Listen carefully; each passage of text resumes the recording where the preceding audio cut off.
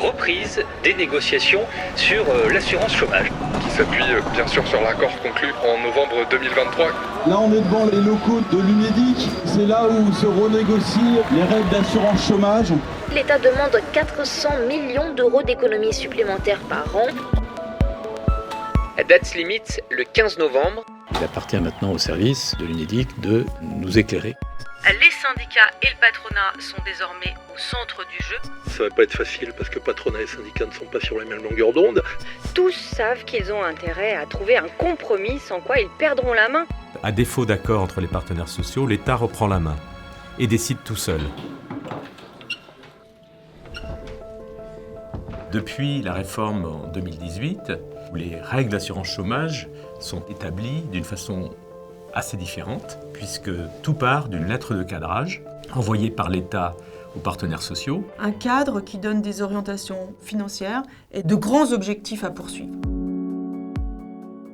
L'objectif final, c'est qu'il y ait un maximum d'organisations qui signent cet accord d'assurance chômage. Le patronat fait appel au fait d'avoir une signature très large pour avoir une chance de voir transposer un accord dans le contexte politique qu'on connaît. J'ai dit aux organisations patronales que ça me plaisait bien de traiter ce texte sous avenant, parce qu'en fait ça me laisse l'opportunité de signer ou pas. Pour ce qui est de la CFDT, il y a toujours cette volonté de finaliser l'accord.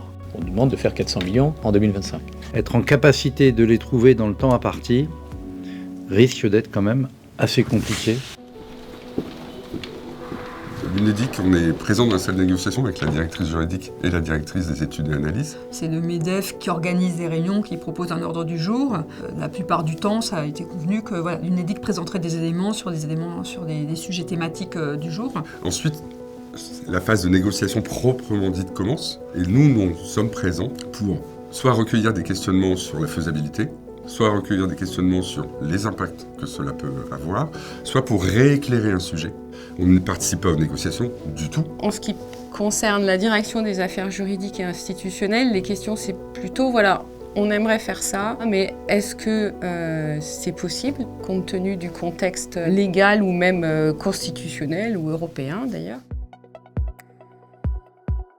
La négociation, elle a un rythme, elle a une respiration qui lui est propre. Vous avez tout un tas de temps distincts. Vous avez la plénière, où chacun va prendre la parole, à tour de rôle, ne s'interrompt pas, et fait ses propositions. Il y a des suspensions de séance qui permettent soit aux organisations d'évaluer la proposition qui est faite, soit à certaines organisations de se rassembler pour savoir si elles ont une position commune. On a senti en fait que relativement au texte que nous avons mis sur la table, il y avait la volonté de ne pas rouvrir des débats qu'on n'aurait pas le temps de traiter de toute façon d'ici jeudi prochain. Compte tenu de ce temps contraint, on ne peut pas ouvrir 3000 sujets et explorer 1000 pistes et trouver 50 solutions. Les jours de négociation ne se ressemblent pas.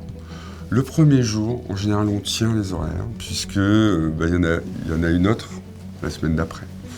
Deuxième jour, ça commence à se tendre un peu parce qu'on voit ce qui avance pas. Puis après, la dernière date, le temps se compresse énormément parce que là, en fait, il faut aboutir. Il est 21h15. Des échos qu'on a, ça serait conclusif ce soir. Visiblement, il n'y aura pas de session demain matin.